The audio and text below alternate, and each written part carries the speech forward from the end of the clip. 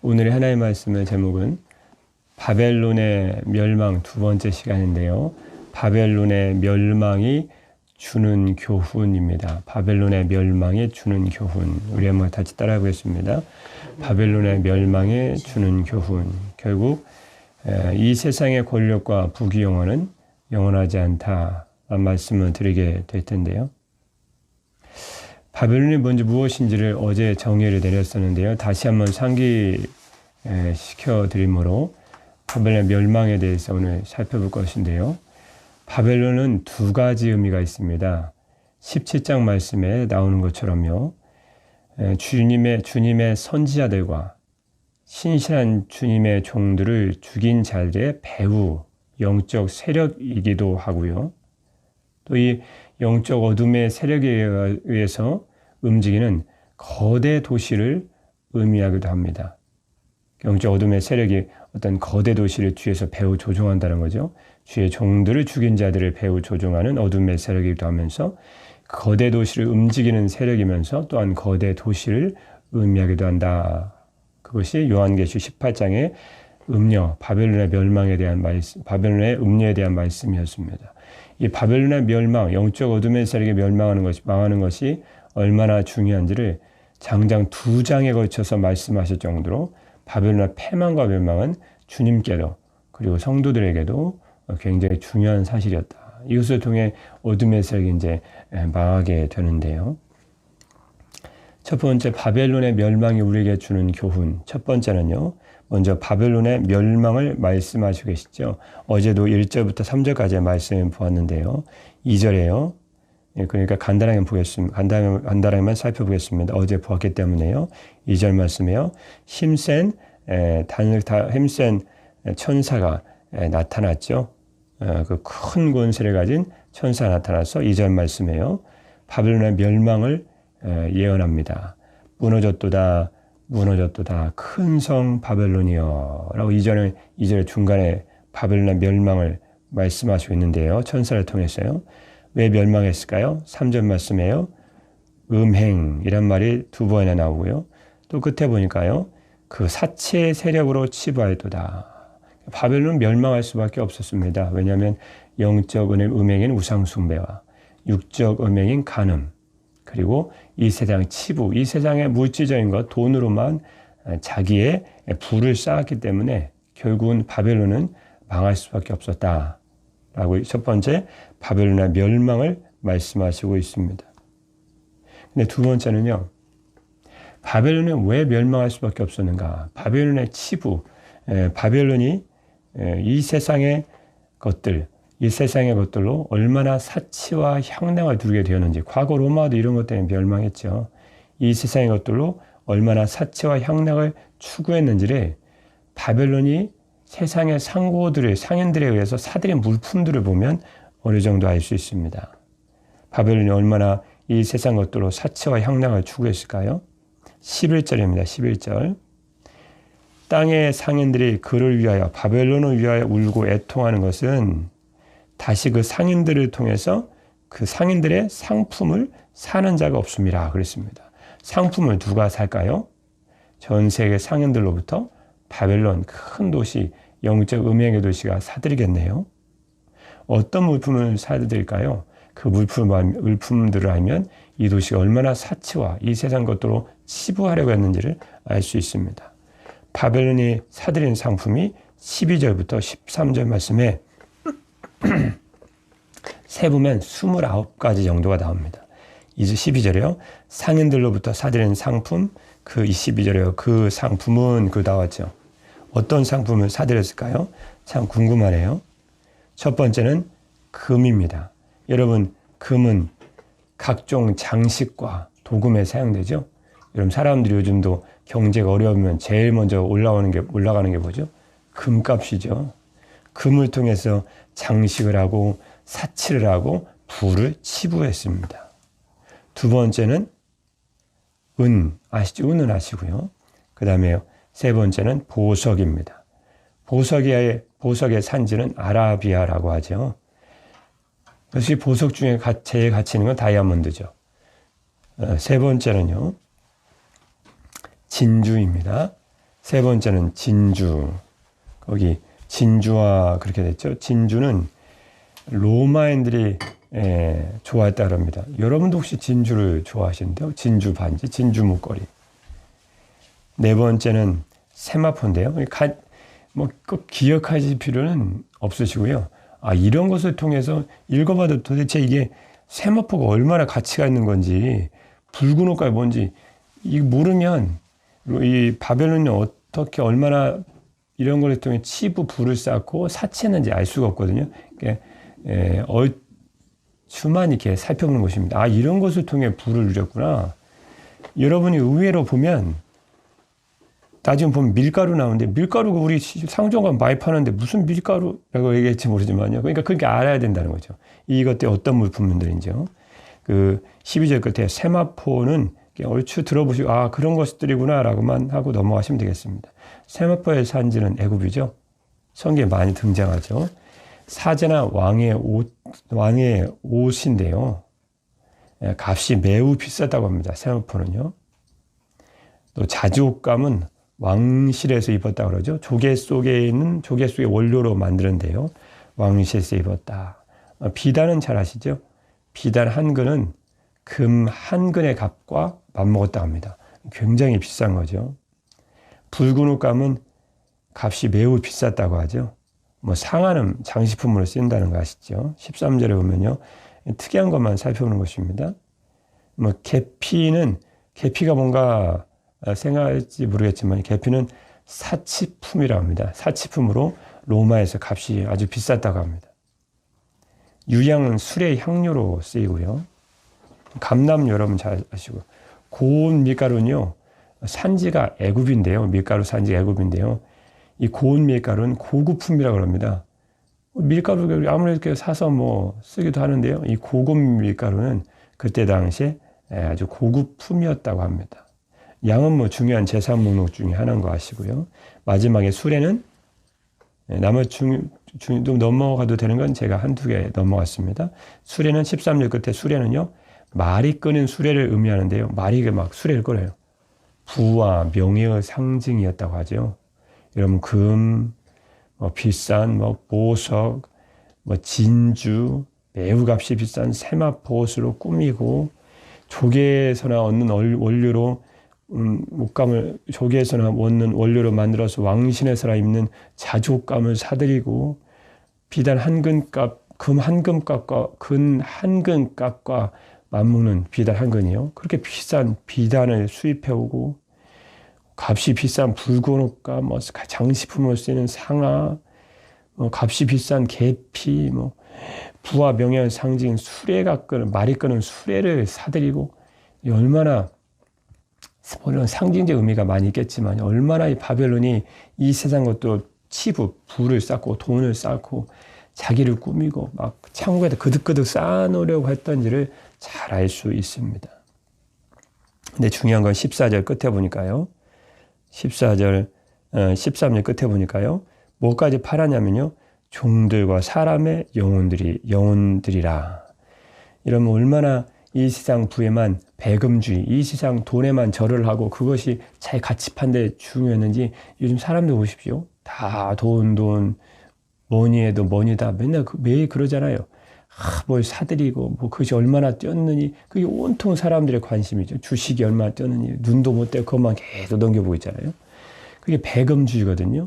돈의 절배, 돈에 절을 한다 이거죠. 그 모든 가치 판단이 돈이라는 거예요. 그거 얼마 주고 샀는데, 그거 돈 돼? 돈도 안 되는 것이. 이렇게 막 모든 것이 돈 중심이란 거죠. 땅을 사들이고 아파트를 사들이고 그러면서 자기의 돈을 부를 축적하는 그런 모습을 보였습니다. 이게 지금 바벨론의 멸망의 모습이었는데요. 그 바벨론이 나중에는 돈을 중심으로 하다 보니까 사람의 영혼까지 사들입니다. 몸과 영. 그때 당시에 노예는 영혼까지 주인의 소유였다고 하죠. 그러니까 그냥 상인들에게 사람의 몸과 영혼은 돈 되는 가치 품목에 도주가 있다는 거죠. 완전한 배금주의죠. 돈이 자기 가치 판단의 중심이 되었던 것입니다. 어디가요? 바벨론이. 그것을 온 세계에 다 조장을 하는 거예요. 바벨론은 세상의 왕들을 다스리는 영적으로도 육적으로 다스리는 그 큰 도시였기 때문에 세상에 이런 사상들을 다 심어주는 거예요. 무슨 사상? 배금주의. 돈이면 된다. 사치품이면 된다. 이 세상에서만 이 땅에만 쌓으면 된다라는 그런 잘못된 돈에 대한 관념을 갖게 했다는 것이죠. 돈은 주님을 위해서 쓰라고 주시는 거지 돈이나 쌓느라고 주신 게 아니거든요. 하지만 영적 어둠의 세력에 조장하는 도시는 전 세계를 그 배금주의로 다 물들였던 거죠. 그래서 사람의 종들이란 말은 NIV, 바디즈, 몸, 육체나 그 안에 있는 영혼까지도 다 돈 되는 상품으로 치부했다. 로마 같은 경우는 이 로마의 문명이라는 것은 노예제도를 기반으로 하고 있거든요. 종들의 노예들의 몸과 영혼은 그냥 사고 파는 그 주인의 소유물에 불과했습니다. 완전 짐승처럼 취급했다는 거죠. 오늘날에도 사람의 몸과 영혼이 사람같이 취급하나요? 돈만 되면 되겠죠? 라는 생각을 돈만 되면 된다는 잘못된 배금주의 사상이 뿌리 깊게 아주 요즘도 문명사에 뿌리내고 있는데 다 영적 바벨론의 다 장난들이라는 것을 알 수가 있습니다. 그런 바벨론의 완전한 멸망을 말씀하신 부분이 이제 세 번째로 나오는데요. 그 뒤에 보면요. 17절 말씀이에요. 17절 한번 보겠습니다. 시작입니다. 그러한 부가 한 시간에 망하였도다. 모든 선장과 각처를 다니는 선객들과 선원들과 바다에서 일하는 자들이 멀리 서서 그랬습니다. 이런 사치와 향락을 추구하는 바벨론의 멸망, 패망의 모습을 18절 말씀에는 구체적으로 설명하고 있습니다. 얼마나 멸망하는지요. 먼저 바다에서 일하는 선장과 선원들, 즉 해운업에 종사하는 사람들이 바벨론의 멸망을 바라면서 슬픈 노래를 부르거든요. 그 선장과 선원들의 애가에 나타난 바벨론의 멸망의 모습을 살펴볼 수가 있습니다. 자, 17절 보니까 그러한 부가 한 시간에 망하였도다 그랬습니다. 이 세번역 성경에는 아주 적나라하게 잘 번역해 놓았는데요. 바벨론의 멸망에 대해서요. 그렇게도 많던 재물이 한순간에 잿더미가 되려 말았구나. 잿더미가 되고 말았구나. 그 많던 재물이 잿더미가 되다니. 저 건물 봐. 저 돈 봐. 저 은행들 봐. 쌓아놓은 부 봐. 우리가 가져온 상품 초비싸게 다 타고 있어. 이렇게 슬픈 노래를 불렀다. 그것이 1 hour, 한 시간에 갑자기 순식간에 창궐간에 망하고 말았다는 거죠. 악인은 한때, 두때, 반때입니다. 한때, 두때 점점 창궐한 같은데 반때 갑자기 망한 거 만다는 거죠. 그러니까 악인은 영원할 것 같아도 절대 그렇지 않습니다. 주님의 때만 딱 찼다 하면 그때부터 완전히 추락하는 멸망의 한 시간에 갑자기 창궐간에 한순간에 망하는 문명을 가지고 있다라는 것입니다. 바다에서 일하는 선장들, 선원들, 해운업에 종사하는 사람들이죠. 상인들의 상품을 나라마다 팔고 또 바벨론에 있는 그 상품들을 갖다 다른 나라에 팔므로 돈을 벌었던, 특히 바벨론의 상품들을 상대의 상품을 배에다 실어 갖다 주므로 그들의 바벨론에 치부하도록 했던 그 사람들이 자기의 거래 상대가 사라짐을 보고 또 자기의 상품들이 불타는 걸 보고 애가를 부르고 있습니다. 울어야 될지 모르겠지만 하여튼 돈 못 번다고 울고 있죠. 그들에게 나타난 바벨론의 멸망의 모습은 참으로 참담했습니다. 완전한 잿더미 불에 타서 활활 타고 있었다는 거죠. 두 번째 바벨론의 멸망상을 바벨론의 최종 멸망을 선언하는 그 18장 끝에 보면요. 21절부터 24절까지 바벨론의 멸망상을 쭉 최종 멸망 이제 완전히 선포함으로 바벨론이 완전히 멸망이 되는데요. 21절입니다. 바벨론이 어떻게 멸망할까? 21절입니다. 시작입니다. 이에 한 힘센 천사가 큰 맷돌 같은 돌을 들어 바다에 던지려되 큰 성 바벨론이 이같이 비참하게 던져져 결코 다시 보이지 아니하리로다. 힘센 큰 천사가 큰 맷돌을 바다에 풍덩 던졌습니다. 바벨론처럼 멸망할 것이다 라는 것을 다시는 빠져서 나오지 못할 것이다. 완전히 멸망할 것이다 라는 말씀을 참 힘센 천사를 통해 큰 맷돌을 들어서 바다에 던지는 이 모습을 통해서 바벨론의 영적 음행과 사치로 치부하고 이 세상에 부으면 다 된다라는 생각을 온 세상, 온 땅에 퍼뜨렸던 악한 영적 악한 도시인 바벨론의 멸망을 주님이 선포하시고 있습니다. 더군다나 21절, 22절 말씀에 21절, 22절 말씀에 보면요. 23절까지 나오네요. 결코 다시라는 말을 6번을 반복합니다. 21절 끝에요. 큰 성 바벨론이 이같이 비참하게 던져져 그 다음에 결코 다시 보이지 아니하리로다. 22절 중간에요. 결코 다시 내 안에서 들리지 아니하고 22절이요. 끝에요. 결코 다시 내 안에 보이지 아니하고 이런 말씀을 23절까지 6번 말씀하심으로 바벨론이 얼마나 완전하게 멸망하는지를 최종 선언하시고 있습니다. 그 멸망의 모습을 잠깐 살펴보면요. 22절 중간 말씀에 보면요. 어떠한 세공업자든지 결코 다시 내 안에서 보이지 아니하고 그 부분이 있죠. 22절 중간에요. 그 무슨 뜻이냐면요. 나라 안에 있는 모든 산업과 사업체가 멸망한다 그 뜻입니다. 산업이 번성한 그게 다 사업체든 산업이든 다 멸망한다는 거죠. 세공업자든지 결코 다시 내 안에서 보이지 아니하고 라는 의미였습니다. 22절 그 다음에 보니까 끝에쯤 보니까 맷돌 소리 아시죠? 맷돌 소리가 결코 다시 내 안에서 들리지 아니하고 란 말씀은 일상생활에서 우리 필수품, 생활용품들 있잖아요. 그 생활용품들이 일상생활에서 사용하는 필수품들이 다 사라졌다. 맷돌이라는 것은 생활의 필수품이거든요. 예전에 믹서기처럼. 근데 그게 다 사라져버린 거예요. 산업체도 망하고 산업과 사업이 다 멸망하고 일상생활의 필수품도 다 사라진 거예요. 어디에서요? 이 세상 온갖 음행과 음란과 사치로 유혹하던 돈이면 다 된다라는 생각, 배금주의를 심어왔던 바벨론이 멸망하면서 그들에게 나타난 모습이었습니다. 23절 처음에요. 등불빛이 다 결코 다시 내 안에서 비치지 아니하고 결코 다시가 6번 나오죠. 완전한 멸망입니다. 바벨론의 완전한 멸망입니다. 바벨론이 완전히 붕괴되어 흑암과 절망 가운데 있게 될 것이다. 또 신랑과 신부의 음성이 결코 다시 내 안에 들리지 아니하고라는 것은 가정 대도가 완전히 파괴되고 자손이 끊어진 것을 의미합니다. 바벨론이 얼마나 비참하게 주님의 심판을 받아 멸망하는지를 알 수 있습니다. 이 세상의 것들로만 치부하려고 했던 바벨론의 멸망이죠. 그것이 20절부터 22절까지 나옵니다. 바벨론의 최종 멸망 선언입니다. 그런데 왜 멸망했는지를 23절부터 24절까지 23절 끝에부터요. 24절까지 세 가지의 원인을 말씀하십니다. 왜 바벨론이 멸망할 수 없었는가? 그 첫 번째 이유만 주목하고 결론 내리고 마치겠습니다. 23절 끝에 보겠습니다. 중간에요. 23절 중간에요. 너희 상인들은 거기 찾으셨나요? 거기 한번 보겠습니다. 너희 상인들은 땅의 왕족들이라 내 복술로 말미암아 만국이 미혹되었도다. 23절 끝에 보니까 너희 상인들이 땅의 왕족들이라 이게 바벨론 멸망의 첫 번째 이유입니다. 세 번역에는 때문이고 라는 말이 붙였거든요. 또 내 복술로 말미암아 그 두 번째 원인이고요.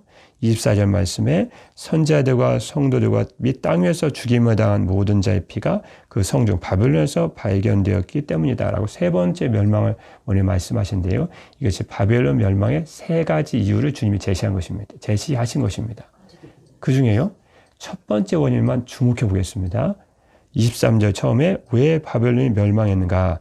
너희의 상인들을 땅의 왕족들로 만들었기 때문이다. 그 뜻입니다. 상인들이 왕이란 뜻이 아닙니다. 상인들이 왕이란 것은 절대 권세를 가진 자잖아요. 돈을 가진 자가 상인은 돈 가진 자잖아요. 돈 가진 자가 세상의 권력까지 쥘 수 있도록 그런 제도를 만들어 보는 거예요. 누가요? 바벨론이. 배금주의죠. 요즘도 돈만 있으면 권력과 뭐가 따라온다 그러잖아요. 그건 농담이 아니죠. 이건 바벨론이 다 만들어 놓은 것입니다. 영적 어둠의 세계는 바벨론이 성도를 유혹하려고 만들어 놓은 것입니다. 이 말을 다시 풀이하면 상인들이라는 말씀 다시 풀이하면요. 돈을 버는 자들이 세상의 왕과 같은 권력과 권세를 누리게 될 것이다 라는 말씀입니다. 다시 말씀드리면요. 경제권을 쥐고 있으면 세상 권력도 갖게 된다. 이 제도를 누가 만들었다고요? 영적 어둠의 세력은 바벨론이 영적 어둠의 세력이 만들어 놓은 거, 이건 만들어 놓은 것입니다. 성도는 이 사실을 주목하라는 거죠. 지금 성경 말씀을 통해서요. 이 물질 만능주의, 물질 문명 사회라는 것은 경제적인 부를 소유한 자가 사회에서 보다 효과적으로 사회를 지배할 수 있도록 하지요. 왕처럼요. 그런데 성도들은요. 이 물질 만능 풍조를 조장하는 오늘날의 시대를 살아가시면서 더욱 깨어있어야 할 이유가 있습니다. 돈이면 다 된다? 그게 아니라는 거예요. 왜 그렇죠? 이것은 바벨론이 성도들을 물질로 유혹해서 넘어뜨리려고자 하는 영적 어둠의 세력인 바벨론이 쳐놓은 덫이라는 거예요. 성도 여기서 깨어 있어야 됩니다. 이 말씀을 우리에게 주신 교훈이 있어요. 돈이면 다 되란다는 생각이 그냥 사람들이 만든 게 아니고요.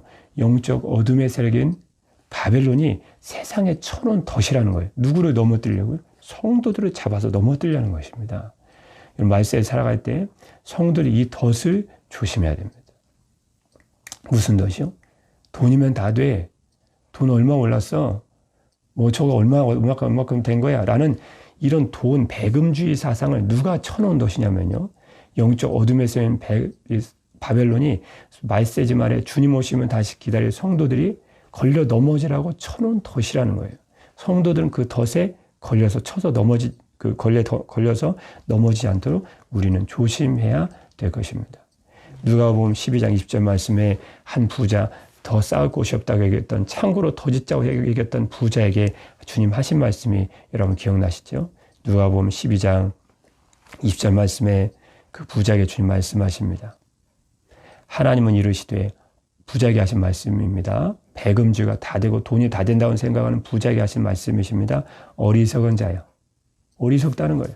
오늘 밤에 내 영혼을 도로 찾으리니 그러면 내 준비한 것, 이 세상에 쌓아놓은 것 모든 돈, 재물, 부귀, 영화가 누구의 것이 되겠느냐. 그러면 주님 하신 말씀이 있죠. 자기를 위하여 재물을 쌓아두고 하나님께 대하여 부유하지 못한 자가 이와 같으니라. 이러면 이 땅에 혹시 여러분 부와 재물과 재산을 가지고 있습니까? 그럼 하나님 나라에도 여러분 부한 자인가요? 주님 오늘 우리에게 바벨론 멸망을 통해 이것을 보여주시고 있다는 것입니다. 우리는 이 세상의 재물을 이 땅에만 쌓아놓는 부자 같은 어리석은 자가 되지 말고 도리어 우리의 물질을 주님을 위해 사용함으로 이 땅이 아닌 주님의 나라 영원한 소망의 나라에 쌓아놓는 지혜로운 자가 되어야 할 것입니다. 그래서 마태복음 6장 20절 말씀에 예수님께서 친히 말씀해 주셨습니다. 오직 너희를 위하여 보물을 하늘에 쌓아두라. 거기는 좀이나 동록이 해하지 못하며 도둑이 구멍을 뚫지도 못하고 도둑질도 못하느니라. 누가복음 12장 33절 말씀에 그럼 어떻게 하늘에 우리의 재물을 쌓아놓을 수 있는가요? 라는 질문에 주님이 이렇게 말씀해 주셨습니다. 누가복음 12장 33절 말씀에 너희의 소유를 팔아 구제하여 낡아지지 아니하는 배낭을 만들라. 곧 하늘에 둔 바 다함이 없는 보물이니 거기는 도둑도 가까이 하는 일이 없고 좀도 먹는 일이 없느니라. 저는 이 말씀을 새벽에 받으면서 참 많은 생각을 하게 되었습니다. 난 주님이 주신 물질을 과연 하늘에 쌓아놓고 있는 자인가? 내가 주님의 나라에 갔을 때 네가 얼마큼의 물질을 이곳에 쌓아놓았다고 주님은 그렇게 말씀할 수 있는 그런 삶을 살고 있는가? 물질로 세계를 유혹하여 지배하려고 했던 바벨론이 한시간에 한순간에 멸망하는 것은 너무나 당연한 일이었습니다. 여기서 우리에게 주신 주님의 교훈은 분명합니다. 이 세상의 물질 문명, 이 세상의 재물은 결코 영원하지 않다는 것입니다. 주님께서 정하신 한때가 되면 순식간에 1 hour 갑자기 창궐 중에 멸망하고 만다는 것입니다. 그러므로 주님 믿는 사랑하는 성도들은 믿을 수 없는 물질, 이 땅의 재물에 소망을 두지 말고 영원하신 주님과 그분의 나라에만 소망을 두고 오늘도 살아가신 여러분 되시기를 주님의 이름으로 축복합니다. 기도하겠습니다. 이를 위하여 우리가 수고하고 힘쓰는 것은 우리의 소망을 살아계신 하나님께 두미니 곧 모든 사람 특히 믿는 자들의 구주시라. 아멘. 사랑의 우리 주 하나님 아버지, 사랑하는 성도들이 잠깐이면 사라져버릴 이 세상의 것들이 아닌 영원하신 주님께만 소망을 두고 살아가게 하여 주옵소서. 이 땅의 것들은 결코 영원하지 않는 줄 믿습니다. 영적 어둠의 세력인 바벨론이 사랑하는 성도들을 이 세상의 물질로 유혹하지 못하게 하셔서 성도들이 이 땅에만 소망을 두고 살아가지 않게 하여 주옵소서. 우리의 영원한 소망 되신 주 예수 그리스도의 이름으로 기도드립니다. 아멘.